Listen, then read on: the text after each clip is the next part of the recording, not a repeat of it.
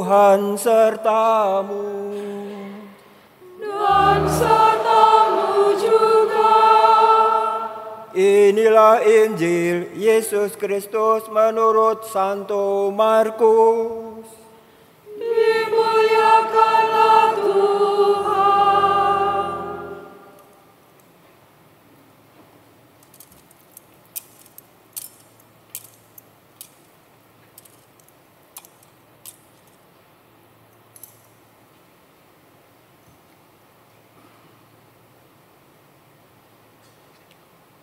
Bab 14 ayat 12, 16 dan 22 sampai 26.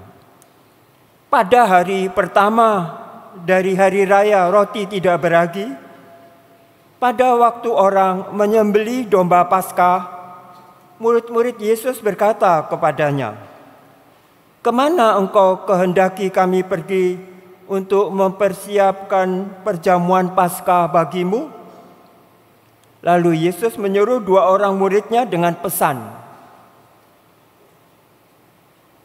"Pergilah ke kota, di sana seorang yang membawa kendi berisi air akan menemui kamu. Ikutilah dia dan katakanlah kepada pemilik rumah yang dimasukinya, 'Guru berpesan, di manakah ruangan yang disediakan bagiku untuk makan Paskah bersama dengan murid-muridku?' Lalu orang itu akan menunjukkan kepadamu sebuah ruangan atas yang besar, yang sudah lengkap dan tersedia. Disitulah kamu harus mempersiapkan perjamuan Paskah untuk kita." Kedua murid itu pun berangkat, dan setibanya di kota, mereka mendapati semua seperti yang dikatakan Yesus kepada mereka. Lalu mereka mempersiapkan Paskah. Ketika Yesus dan murid-muridnya sedang makan, Yesus mengambil roti, memberkati, memecah-mecahkannya, lalu memberikannya kepada para murid, seraya berkata, "Terimalah, inilah tubuhku." Sesudah itu ia mengambil piala, mengucap syukur, lalu memberikannya kepada para murid, dan mereka semua minum dari piala itu. Dan Yesus berkata kepada mereka, "Inilah darahku, darah perjanjian yang ditumpahkan bagi semua orang. Sesungguhnya aku berkata kepadamu, aku tidak akan minum lagi hasil pokok anggur sampai pada hari aku meminumnya yang baru, yaitu dalam kerajaan Allah." Sesudah menyanyikan lagu pujian, pergilah mereka ke Bukit Zaitun. Demikianlah Injil Tuhan.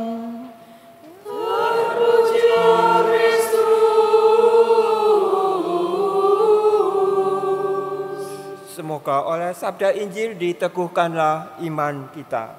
Amin.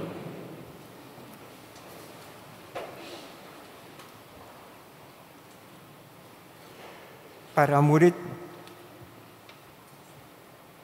bertanya, "Kemana kita akan merayakan perjamuan Paskah sesuai dengan yang Engkau kehendaki?" Lalu Yesus memberi tanda supaya diikuti muridnya. Tanda itu untuk perjamuan Paskah itu, temuilah orang yang membawa kendi berisi air. Itu tanda. Lalu ikuti orang itu, dan kepada pemilik rumah katakanlah, "Di mana aku dan murid-muridku akan mengadakan perjamuan Paskah?" Dan tuan rumah itu akan menunjuk suatu ruang di atas. Artinya seperti di loteng begitu. Itu suatu tanda untuk diikuti. Demikian juga ketika Yesus mengatakan kepada para murid-Nya ketika perjamuan sedang berjalan, Yesus berkata, dengan mengangkat roti itu ia berkata, "Inilah tubuhku, makanlah."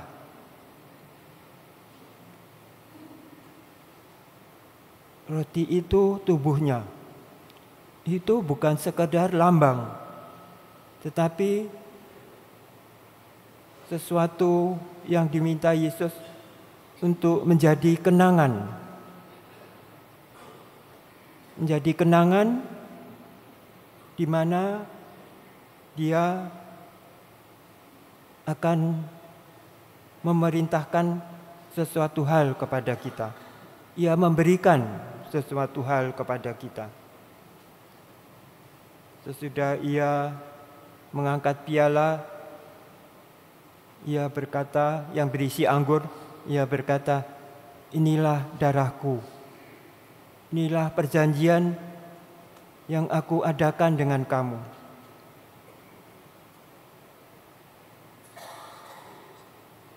Inilah darahku.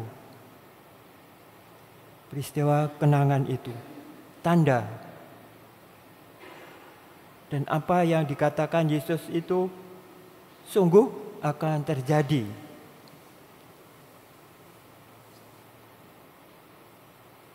Makanlah dan minumlah roti dan darahku. Itu perjanjian. Ini perjanjian baru yang diadakannya bahkan untuk kita sekarang ini. Dia mengadakan perjamuan itu bukan hanya sebagai kenangan, tetapi juga sebagai suatu perjanjian. Artinya perjanjian yang harus kita lakukan karena kita diberinya sesuatu. Tubuh dan darahnya itu diberikan kepada kita. Itu janjinya. Supaya apa? Supaya kita ini, diri kita ini, tubuh dan darah kita ini diisi oleh Dia, oleh tubuh dan darahnya. Supaya kita ini menjadi gemar dan bersemangat untuk melakukan perintahnya. Roti ini tubuhku, dan anggur ini darahku. Artinya supaya ikut mengalir dalam tubuh kita, dalam darah kita. Supaya kita dapat melakukan perintahnya. Itu perjanjiannya, itu janjinya. Dan kalau kita menerima perjanjian itu, kita pun hendaknya melakukan. Tubuh kita yang telah diisi oleh tubuh dan darah Kristus itu hendaknya melakukan apa yang dikehendakinya. Seperti umat Israel itu yang oleh Musa dikatakan Allah ini telah memberikan kamu hukumnya dan hendaknya dijalankan. Dan mereka bersiap-siap. Tugu didirikan oleh ke-12 suku Israel itu, dan mereka mempersembahkan kurban itu. Dan darah kurban itu oleh Musa diambil sebagian dan dipercikkan atas mereka itu semua. Dan darah itu menjadi tanda perjanjian bahwa mereka dengan penuh semangat dan gembira mengatakan, kami akan memenuhi perjanjian itu dengan sebesar-besarnya. Itu janji mereka. Lalu janji itu dipenuhi oleh Yesus Kristus itu. Perjanjian di atas kayu salib itu. Kita tahu Tuhan Yesus itu sampai beberapa kali berkata kepada murid-muridnya selama ia mengajar dan berjalan bersama murid-muridnya, Anak manusia itu akan dianiaya, ia akan menderita dan akhirnya dibunuh. Namun ia akan bangkit pada hari ketiga. Dan ia akan kembali kepada Bapanya di surga. Karena itu pada malam perjamuan terakhir itu Yesus berkata, Aku tidak akan minum anggur ini sampai pada hari aku ada di dalam surga bersama Bapanya. Aku tidak akan minum lagi. Aku akan minum anggur yang baru. Siapakah anggur yang baru itu? Sesudah Yesus naik ke surga, Ia memberikan roh-Nya kepada kita, supaya kita dengan penuh semangat, karena dialiri darah Yesus dan tubuh kita mendapatkan energi dari roti, yaitu tubuhnya sendiri, supaya kita melakukan kebenaran untuk mencapai hidup yang kekal itu, hidup bersama dengan Dia. Itulah sekarang pekerjaan bagi kita. Karena itu berkatalah dalam hatimu, Aku akan mengikuti hukum-Mu dengan sepenuh hati. Kepada kita, orang Ibrani itu mengatakan, Dialah imam agung kita yang mempersembahkan dirinya untuk kita dan semua orang yang percaya kepadanya,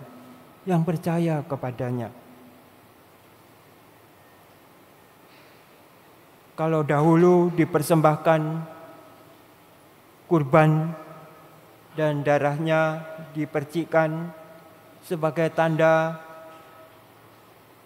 ikut serta dalam perjanjian, maka sekarang hal itu lebih. Kalau dahulu secara lahiriah tanda itu diberikan, tapi kini tanda itu diberikan oleh Dia yang dari atas, darah anak domba Paskah itu. Karena itu diberikannya darah itu untuk mengubah